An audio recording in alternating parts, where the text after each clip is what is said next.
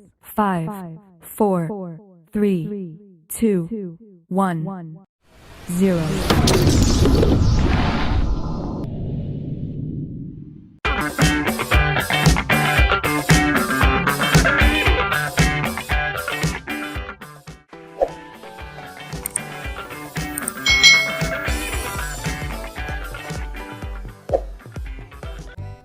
Hai hai hai, selamat datang di channel YouTube Kak Citra.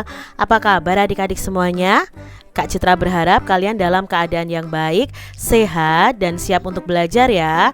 Hari ini kita akan belajar bersama-sama untuk mata pelajaran tematik kelas 2. Kita belajar di tema 7, kebersamaan, subtema 4, kebersamaan di tempat wisata, pembelajaran yang kedua. Mari adik-adik kita belajar dengan penuh semangat ya. Adik-adik, mari kita amati gambar berikut ini. Ini adalah gambar ketika anak-anak bermain kipas angin di air. Lalu, apa itu permainan kipas angin di air? Yuk kita cari tahu bersama-sama tentang permainan kipas angin di air. Nah, hari ini semua anak itu bergembira. Pagi hari mereka diajak Pak Guru bermain di pemandian sumber air. Nah, sumber air itu terletak di dekat sekolah. Di sana terdapat fasilitas permainan anak-anak. Tempat tersebut dijadikan tempat wisata masyarakat sekitar. Siswa dibagi dalam kelompok nih. Setiap kelompok ada 8 anak. Masing-masing kelompok bermain kipas angin di air. Mereka itu membuat lingkaran dulu adik-adik dengan cara saling bergandengan. Nah, anak nomor 1, 3, 5, dan 7 akan berdiri. Anak yang bernomor 2, 4, 6, 8 akan telentang dengan kaki lurus ke depan. Jadi dia akan tiduran tetapi temannya itu memegangnya adik-adik. Nah, anak yang berdiri harus berjalan memutar. Anak yang telentang akan tertarik dan terangkat. Nah, permainan ini dilakukan dengan bergantian antara yang berdiri dan yang telentang. Itu tadi adik-adik permainan kipas angin di air. Adik-adik, coba kamu cari informasi tempat wisata kesukaan teman kalian. Nah, kalian bisa buat tabel seperti ini. Lalu tulis nama teman kalian. Tanyakan kepada teman kalian tersebut tempat wisata kesukaannya. Misalnya, di mana tempat wisata kesukaanmu? Misalnya kalau dia menjawab kebun binatang, tulis kebun binatang di tempat kesukaannya. Nah, kamu data ya dari teman-teman kalian semua. Setelah itu, kalian buat daftar tempat wisata yang disukai. Misalnya nama tempat wisatanya adalah kebun binatang tadi. Nah, banyak siswa yang menyukainya ada berapa? Misalnya nama tempat wisatanya Candi Borobudur. Banyak siswa yang menyukainya berapa? Kalian tuliskan di tabel ini. Nah, setelah itu adik-adik bisa membuat diagram nih namanya ya, atau grafik tempat wisata kesukaan teman kalian. Misalnya di sini tempat wisatanya nanti kebun binatang, Candi Borobudur, kolam renang, pantai ya. Nah, di sini nanti angka banyaknya siswa yang menyukai tempat wisata tersebut.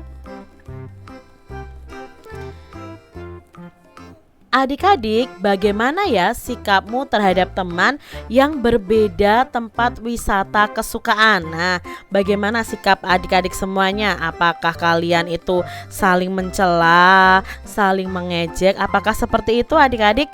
Tentunya tidak boleh ya. Nah, sikap kita itu tetap bisa bermain bersama dengan teman kita, walaupun berbeda tempat wisata kesukaan. Lalu kita tidak boleh mengejek tempat wisata kesukaan teman kita. Kita juga harus saling menghormati dan saling membantu. Itu tadi adik-adik ya, sikap kita terhadap teman yang berbeda tempat wisata kesukaan. Adik-adik, di sini ada percakapan atau dialog antara Sura dan buaya. Adik-adik pasti masih ingat kan ya cerita tentang asal-usul kota Surabaya di pembelajaran sebelumnya. Nah, dialog ini ada dialog yang rumpang atau kita harus melengkapi dengan kata-kata yang tersedia di dalam kota ini. Ya, ada kata aku, Sura, kau, laut, kita, benar, buaya, dan sungai. Nah, kita lengkapi di dialog rumpang ini. Ya, misalnya contoh nih, yang pertama, Sura berkata, aku bosan terus-menerus berkelahi titik-titik. Nah, di sini seharusnya ada kata buaya. Kenapa? Karena di sini kan dia berbicara dengan buaya. Lalu buaya menjawab, aku juga. Sura. Nah, kenapa Sura? Karena dia memanggil hiu itu dengan panggilan Sura. Apa yang harus kita lakukan agar kita tidak lagi berkelahi? Tanya buaya. Sura menjawab, untuk mencegah perkelahian di antara kita, sebaiknya kita membagi daerah kekuasaan menjadi 2. Kata Sura ya adik-adik. Baik, titik-titik, setujui gagasanmu itu. Ya, seharusnya di sini adalah kata aku setujui gagasanmu itu. Lalu di sini buaya berkata lagi, titik-titik sengaja mencari gara-gara Sura. Ya, ini isinya adalah kamu sengaja mencari gara-gara ya Sura. Lalu Sura menjawab, tidak, kukira alasanku cukup kuat dan aku memang di pihak yang benar ya. Lalu buaya menjawab, kau sengaja mengakaliku. Aku tidak sebodoh yang kau kira. Aku tidak peduli kau bodoh atau pintar. Yang penting air di mana? Laut dan air di sungai adalah kekuasaanku. Nah, ini contoh dialog rumpang yang sudah kita lengkapi dengan kata-kata yang tersedia. Demikian tadi adik-adik pembahasan kita di tema 7, subtema 4 pembelajaran yang kedua. Semoga video pembelajaran ini bermanfaat ya untuk adik-adik semuanya. Dan sampai jumpa lagi di video pembelajaran Kak Citra selanjutnya. Tuhan memberkati. Jangan lupa tekan tombol subscribe, lalu tekan loncengnya, tekan juga tombol like, lalu share ke media sosial kalian. Jangan lupa untuk ikuti media sosial Kak Citra. Terima kasih.